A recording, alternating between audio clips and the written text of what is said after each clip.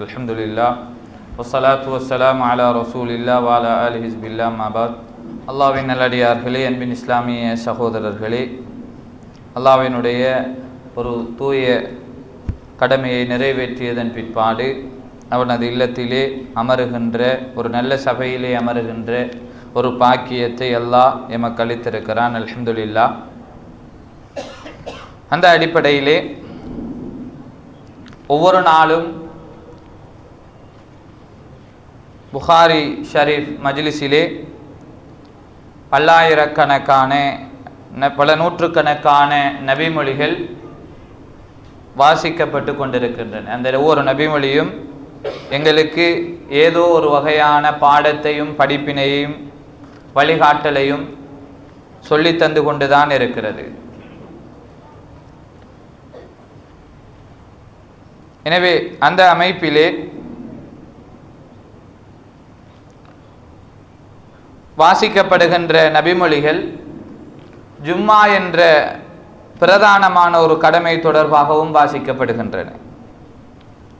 எனவே ஒவ்வொரு வெள்ளியினுடைய தினத்திலும் நாங்கள் அடைந்து கொள்ளுகின்ற ஜும்மாவுடைய அந்த விடயத்திலே நாங்கள் எப்படி இருக்கிறோம், நாங்கள் சந்திக்கின்ற ஒவ்வொரு ஜும்மாக்களையும் எப்படி அனுப்பி வைக்கிறோம் என்பது தொடர்பாக இந்த ஒரு அமர்விலே தெளிவுபடுத்தலாம் என நினைக்கிறேன். அந்த அடிப்படையிலே தான் ஜும்மாவினுடைய முக்கியத்துவம் இஸ்லாத்திலே மிகச்சரியாக மிக ஆழமாக பேசப்பட்டிருக்கிறது. நாங்கள் ஒவ்வொருவரும் ஜும்மாவினுடைய விடயத்திலே மிக தெளிவாக இருக்கிறோம். இது மிக கட்டாயமான ஒரு முஸ்லிம் வாழ்விலே தவறவிட முடியாத ஒரு கடமை என்ற விஷயத்திலே நாங்கள் ஒவ்வொருவரும் மிக தெளிவோடு வாழ்ந்து கொண்டிருக்கிறோம். இதனுடைய சிறப்புகள் தொடர்பாகவும் ஹஸரத் ரசூலுல்லாஹி ஸல்லல்லாஹு அலைஹி வஸல்லம் அவர்கள் பல வகையான நபிமொழிகளிலே சொல்லி இருக்கிறார்கள். ஒரு நபிமொழியிலே சொன்னார்கள், யார் நேர காலத்தோடு குளித்து தன்னுடைய ஆடைகளை மிகச்சரியாக சுத்தம் செய்து பள்ளிக்கு நேர காலத்தோடு வந்து இமாமுக்கு மிக நெருக்கமாக அமர்ந்து கொள்வதோடு அந்த ஹுத்பாவிலே எந்த வீணான ஒரு விடயத்தையும் அவர் செய்யவில்லை என்றால் ரசூலுல்லாஹி ஸல்லல்லாஹு அலைஹி வஸல்லம் அவர்கள் சொன்னார்கள், அவர் இந்த ஜும்மாவிற்கு வந்த ஒவ்வொரு எட்டிற்கும் ஒரு வருடம் நோன்பு நோற்று ஒரு வருடம் நின்று வணங்கிய நன்மை கிடைக்கிறது என்று சொன்னார்கள். அவருடைய ஒவ்வொரு எட்டிற்கும் இந்த நன்மை கிடைக்கிறது என்ற கருத்தை சொன்னார்கள். எனவே அல்லாஹ்வின் நல்லடியார்களே, அன்பின் இஸ்லாமிய சகோதரர்களே, இத்தகைய பயன்பாடுகளை அடைந்து கொள்ளுகின்ற அளவுக்கு எங்களுடைய ஜும்மாக்களை நாங்கள் அமைத்துக் கொள்ள வேண்டும். எனவே அந்த ஜும்மாவினுடைய விஷயத்திலே இஸ்லாம் சொல்லுகின்ற வழிகாட்டல்கள் என்ன? முதலாவது, நேர காலத்தோடு ஜும்மாவிற்கு வர வேண்டும். இது இஸ்லாம் சொல்லுகின்ற மிக முதன்மையான ஒரு வழிகாட்டல். ஹஸரத் ரசூலுல்லாஹி ஸல்லல்லாஹு அலைஹி வஸல்லம் அவர்கள் இது தொடர்பாக மிக தெளிவாக சொல்லி இருக்கிறார்கள். யார் ஒருவர் முதலாவதாக ஜும்மாவிற்கு வருகை தருகிறாரோ அவருக்கு ஒரு ஒட்டகத்தை அறுத்து குர்பான் செய்த நன்மை கிடைக்கிறது என்று சொன்னார்கள். அடுத்த மனிதருக்கு மாடு என்றும், அதற்கு அடுத்தவருக்கு ஆடு என்றும், அதற்கு அடுத்தவர் ஒரு கோழியை தர்மம் செய்தவர், அதற்கு அடுத்தவர் ஒரு முட்டையை தர்மம் செய்தவர் ஆவார் என்ற கருத்தை சொன்னார்கள். சொல்லிவிட்டு இமாம் மிம்பரிலே அமர்ந்து விட்டால் மலக்குமார்களும் தங்களுடைய பதிவேடுகளை மூடி ஹுத்பாவிலே வந்து அமர்ந்து கொள்ளுகிறார்கள் என்ற கருத்தை சொன்னார்கள். எனவே அல்லாஹ்வின் நல்லடியார்களே, அன்பின் இஸ்லாமிய சகோதரர்களே, நாங்கள் சில விடயங்களை வாழ்விலே பெரிதாகவும் இன்னும் சில விடயங்களை மிக சாதாரணமான விடயங்களாகவும் கணக்கெடுக்கின்றோம். உதாரணமாக, இன்று எங்களிலே பலருக்கும் ஒரு மாட்டை கொள்வனவு செய்து அதனை குர்பானி செய்ய வேண்டும் என்ற ஆசை இருக்கிறது. அதற்காக பல சேமிப்புகள் எங்களிடத்திலே இருக்கிறது. பல வகையான நியத்துகளை அதற்காக நாங்கள் வைத்திருக்கிறோம். ஆனாலும் இதே கூலியை ஒவ்வொரு ஜும்மாவிலும் ஒரு மனிதன் மிக இலகுவாக நேர காலத்தோடு ஜும்மாவிற்கு வருவதனூடாக அடைந்து கொள்ளலாம் என்ற நபிமொழியை எங்களிலே பலரும் மறந்து விடுகின்றோம். எனவே அல்லாஹ்வின் நல்லடியார்களே, அன்பின் இஸ்லாமிய சகோதரர்களே, இந்த விடயத்திலே நாங்கள் ஒவ்வொருவரும் மிகச்சரியாக இருந்து கொள்ள வேண்டும். இரண்டாவது விடயம்தான் நாங்கள் சந்திக்கின்ற அந்த ஹுத்பாக்களிலே சரியாக செவிசாய்த்து கேட்க வேண்டிய ஒரு பொறுப்பு எங்களுக்கு இருக்கிறது. என்ன சொல்லப்படுகிறது, எந்த விடயம் சொல்லப்படுகிறது, அந்த விடயத்திலே என்னுடைய வாழ்க்கை எப்படி இருக்கிறது, எதனை நான் எடுத்துக்கொள்ள வேண்டும், எதனை விட வேண்டும் என்ற இவ்வாறான ஒரு தேடுதல் என்ற அந்த சிந்தனையோடு தான் எங்களுடைய ஜும்மாவிலே நாங்கள் அமர வேண்டும். வெறுமனே எத்தனையோ ஜும்மாக்களை சந்தித்திருக்கிறோம், எத்தனையோ உபதேசங்களை செவிமடுத்திருக்கிறோம். ஆனால் கேட்டதில் எதை பின்பற்றுகிறோம், கேட்டதில் எதை நிரப்பமாக கடைபிடிக்கிறோம் என்ற இந்த அளவீடுகளை எங்கள் ஒவ்வொருவருடைய வாழ்விலும் நாங்கள் செய்து கொள்ள வேண்டிய தேவை இருக்கிறது. சஹாபாக்கள் நபிகளாரினுடைய சபையிலே அமருகின்ற நேரம் அவர்கள் தொடர்பாக வருகின்ற நபிமொழி என்ன? கஅன்ன அலா ரூஸிஹிமு துயூர்.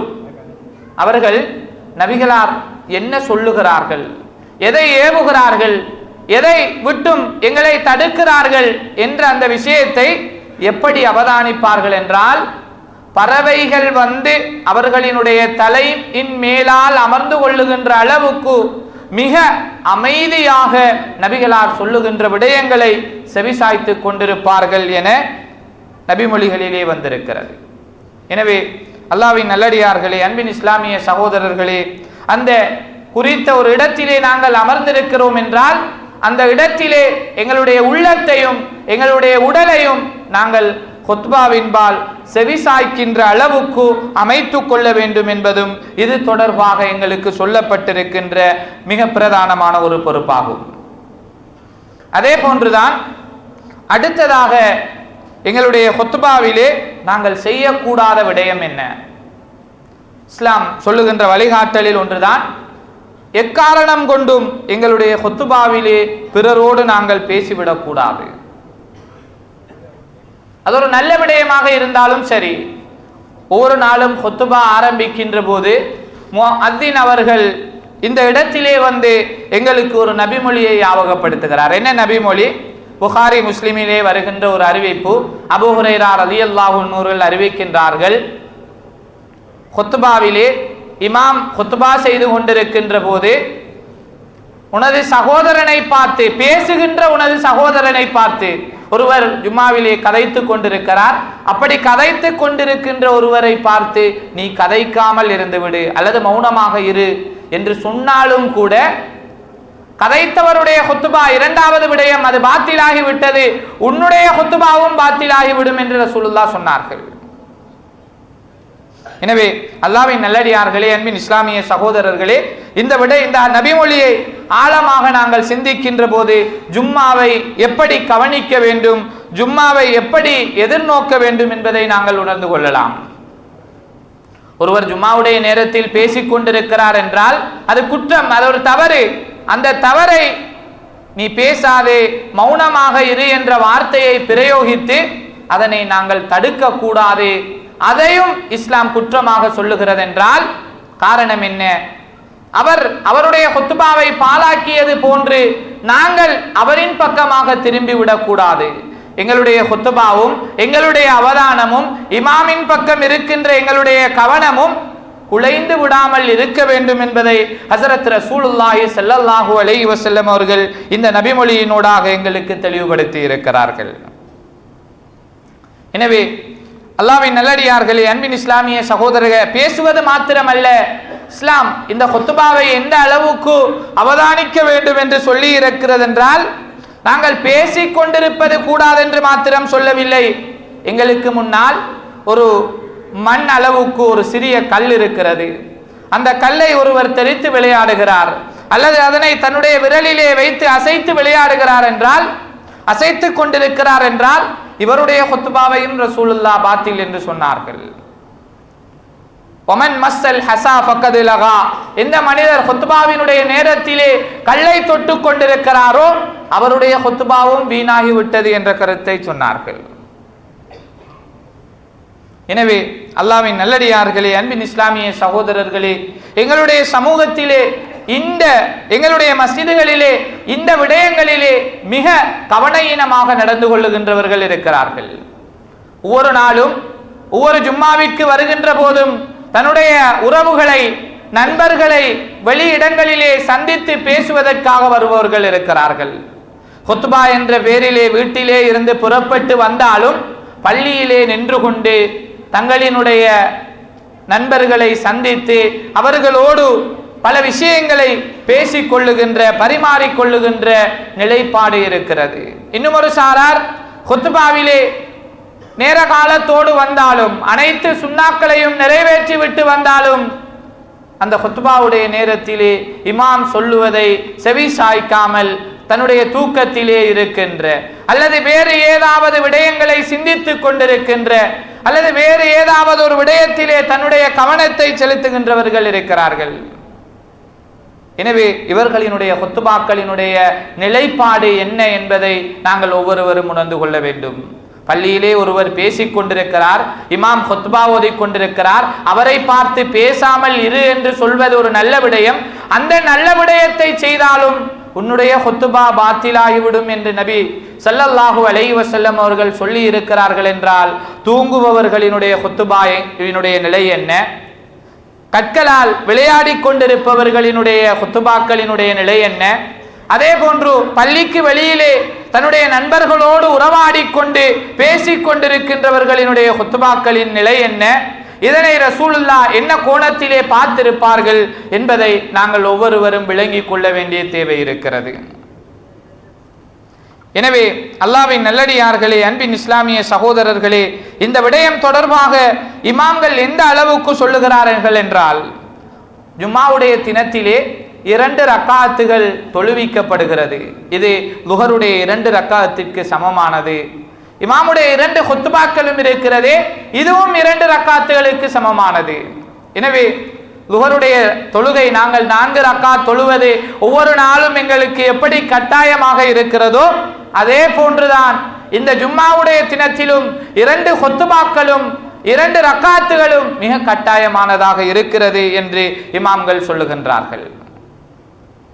எனவே அல்லாஹ்வின் நல்லடியார்களே, அன்பின் இஸ்லாமிய சகோதரர்களே, இந்த விடயத்திலே நாங்கள் ஒவ்வொருவரும் எங்களினுடைய நிலைப்பாடுகளை மிகச் சரியாக ஆக்கிக் கொள்ள வேண்டும்.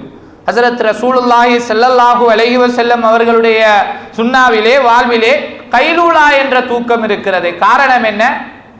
ஜும்மாவிற்கு வருவதற்கு முன்னால் ஹஸரத் ரசூலுல்லாஹ் கைலூலா என்ற அந்த சிறிய தூக்கத்தை, பகல் நேர தூக்கத்தை தூங்கி எழுந்துவிட்டு தான் பள்ளிக்கு வருவார்கள். எனவே இது போன்ற நடைமுறைகளை நாங்களும் கடைபிடித்து எங்களுடைய ஹுத்பாக்களிலே தூங்காமல், எங்களுடைய சிந்தனைகளை திரும்பாமல் நாங்கள் பார்த்து கொள்ளலாம் என்ற ஒரு வழிகாட்டலை ஹஸரத் ரசூலுல்லாஹி ஸல்லல்லாஹு அலைஹி வஸல்லம் அவர்கள் இந்த நபிமொழியினூடாக எங்களுக்கு தெளிவுபடுத்தி இருக்கிறார்கள். எனவே அல்லாஹ்வின் நல்லடியார்களே, அன்பின் இஸ்லாமிய சகோதரர்களே, அது மாத்திரமல்ல, இன்னும் ஒரு விடயம்தான், எங்களுடைய முஸ்லிம் பகுதிகளாக இருந்த போதிலும் கூட ஹுத்பாக்களுக்காக அதான் சொல்லப்பட்ட பின்புதான் சில நபர்களினுடைய கடைகள் மூடப்படுகின்றன. ஹஸரத் ரசூலுல்லாஹி ஸல்லல்லாஹு அலைஹி வஸல்லம் அவர்களுடைய வழிகாட்டல் இருக்கிறது. அல் குர்ஆனுடைய வசனம் இருக்கிறது. அல் குர்ஆன் என்ன சொல்லுகிறது? இதா நூதிய லிஸ்ஸலாத்தி மின் யௌமில் ஜும்அத்தி ஃபஸ்அு இலா திக்ரில்லாஹ். அல் குர்ஆன் பாவிக்கின்ற வார்த்தை என்ன? அதானுடைய சத்தத்தை கேட்டால் நீங்கள் அல்லாஹ்வை திக்ர் செய்வதற்கு, அல்லாஹ்வை நினைவு கூறுவதற்கு விரைந்து வாருங்கள் என்று அல் குர்ஆன் சொல்லுகிறது. ஃபஸ்அு என்ற வார்த்தை அரபியிலே எதற்கு பாவிக்கப்படுகிறது என்றால், ஹஜ்ஜுடைய அந்த அமல்களை நிறைவேற்றுகின்ற நேரம் சஃபா மர்வா என்ற அந்த 2 மலைகளுக்கு இடையிலே தொங்கோட்டம் ஓடுவார்கள். அந்த தொங்கோட்டம் ஓடுவதற்கு அரபியிலே சொல்லப்படுகின்ற வார்த்தை தான் ஃபஸ்அு என்ற அந்த வார்த்தை. அதே வார்த்தை பாவிக்கப்படுகிறது. ஃபஸ்அு இலா திக்ரில்லாஹ், அல்லாஹ்வின் பக்கமாக விரைந்து வாருங்கள், ஓடி வாருங்கள் என்ற ஒரு அழைப்பு விடுக்கப்படுகிறது. அப்படி இருந்த போதிலும் கூட எங்களுடைய கடைகள் அந்த நேரத்திலே திறக்கப்படுகிறது. அந்த நேரத்திலும் எங்களில் ஒரு சிலரினுடைய வியாபாரங்கள் கவனிக்கப்படுகின்றன என்றால் எங்களினுடைய வியாபாரத்தினுடைய நிலை என்ன, ஹுக்கும் என்ன, நான் தேடுகின்ற அந்த தேடல்கள் சரியானதா, ஹராமானதா, ஹலாலானதா என்பதையெல்லாம் நாங்கள் ஒவ்வொருவரும் சிந்திக்க வேண்டிய தேவை, இப்படியானவர்கள் சிந்திக்க வேண்டிய தேவை இருக்கிறது. எனவே அல்லாஹ்வின் நல்லடியார்களே, அன்பின் இஸ்லாமிய சகோதரர்களே, எங்களுடைய ஜும்மாக்களை நாங்கள் பயன்பாடு உள்ளவைகளாக ஆக்கிக் கொள்ள வேண்டும். ரசூலுல்லாஹி ஸல்லல்லாஹு அலைஹி வஸல்லம் அவர்கள் சொன்னார்கள், யஹ்துருல் ஜும்அத ஸலாஸத்து நஃபர், 3 வகையான மனிதர்கள் ஒவ்வொரு ஜும்மாவிற்கும் சமூகம் அளிக்கின்றார்கள்.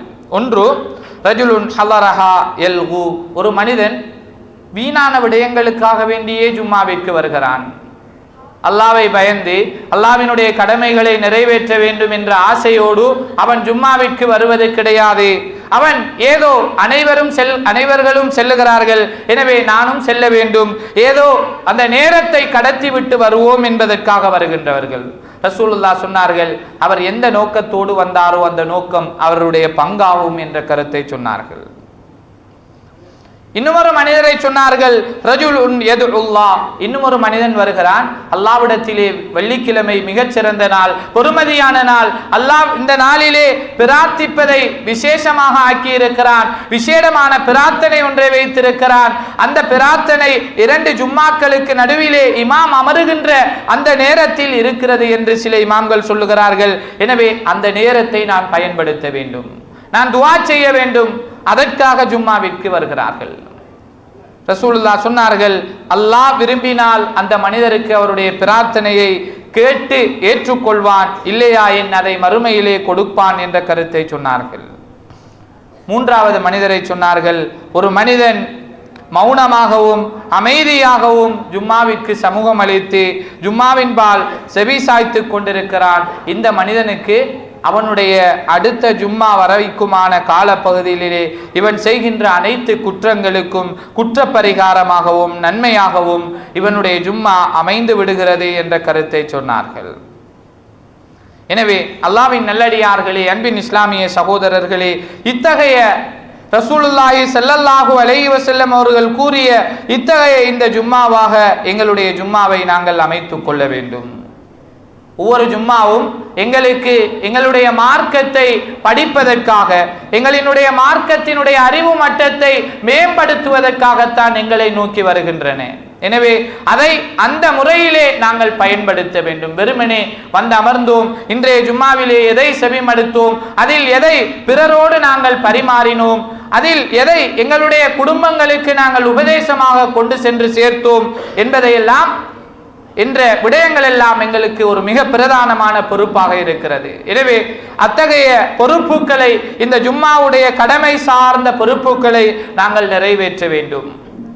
ஒவ்வொரு ஜும்மாவிலேயும் நாங்கள் வந்து அமர்ந்து எழுந்து செல்லுகின்ற போது அந்த ஜும்மாவிற்கு முன்னால் இருந்த எங்களினுடைய மார்க்க அறிவின் மட்டத்தை விட எங்களுடைய ஜும்மாவின் பிற்பாடான நிலைப்பாடு மிக ஒரு உயர்ந்த நிலையிலே ஒரு விடயத்தை புதிதாக அறிந்தோம், தெரிந்து கொண்டோம் அல்லது நினைவூட்டினோம் என்ற அமைப்பிலே இருக்க வேண்டும் என்பதை நாங்கள் இஸ்லாம் எங்களுக்கு கடமையாக சொல்லுகிறது. எனவே அல்லாஹ்வின் நல்லடியார்களே, அன்பின் இஸ்லாமிய சகோதரர்களே, ஹஸரத் ரசூலுல்லாஹி ஸல்லல்லாஹு அலைஹி வஸல்லம் அவர்கள் சொன்னார்கள், ஒரு மனிதனுடைய பெரும் பாவங்களை தவிர அனைத்து பாவங்களுமே ஒரு ஜும்மா இன்னொரு ஜும்மாவுக்கு இடையிலான அனைத்து பாவங்களுமே மன்னிக்கப்படுவதற்கு அவனுடைய ஜும்மா காரணமாக அமைகிறது என்று சொன்னார்கள். எனவே அத்தகைய அடிப்படையிலே எங்களுடைய ஜும்மாவை நாங்கள் அமைத்துக் கொள்ள வேண்டும். எங்களுடைய ஜும்மாவை நாங்கள் எப்படி சிறப்பாக அவதானித்து சிறப்பான பயன்பாடுகளை அடைந்து கொள்ள முடியுமோ அதற்குரிய முயற்சிகளை எடுக்கின்ற அந்த நல்ல சிந்தனையோடு தான் நாங்கள் ஜும்மாவிற்கு வர வேண்டும். வெறுமனே ரசூலுல்லாஹி ஸல்லல்லாஹு அலைஹி வஸல்லம் அவர்கள் கூறியதை போன்று ஒரு அர்த்தமில்லாத கவனமில்லாத நிலைப்பாடுகளோடு நாங்கள் ஜும்மாவிற்கு வந்துவிடக் கூடாது. இந்த ஜும்மாவை வாழ்விலே நாங்கள் மிகச்சரியாக பயன்படுத்தி அதனுடைய சகலவிதமான பயன்பாடுகளையும் அடைந்து கொள்வதற்கு எல்லாம் வல்ல அல்லாஹ் எனக்கும் உங்களுக்கும் அருள் புரிவானாக. வாஹிரு தவானா அனில் ஹம்துலில்லாஹி ரப்பில் ஆலமீன். ஜஸாக்குமுல்லாஹு கைரன் ஃபித்தாரீன். என் அன்பார்ந்த உறவுகளே, என்னுடைய சேனலுக்கு நீங்கள் புதியவராக இருந்தால் என்னுடைய சேனலை சப்ஸ்கிரைப் செய்து லைக் செய்து கமெண்ட் செய்யுங்கள். தவறாது நோட்டிஃபிகேஷன் பெல்லினை அழுத்தி ஆக்டிவேட் செய்து கொள்ளுங்கள். மீண்டும் ஒரு வீடியோவோடு இன்ஷா அல்லாஹ் சந்திக்கின்றேன். அஸ்ஸலாமு அலைக்கும் வரஹ்மத்துல்லாஹி வபரகாத்துஹு.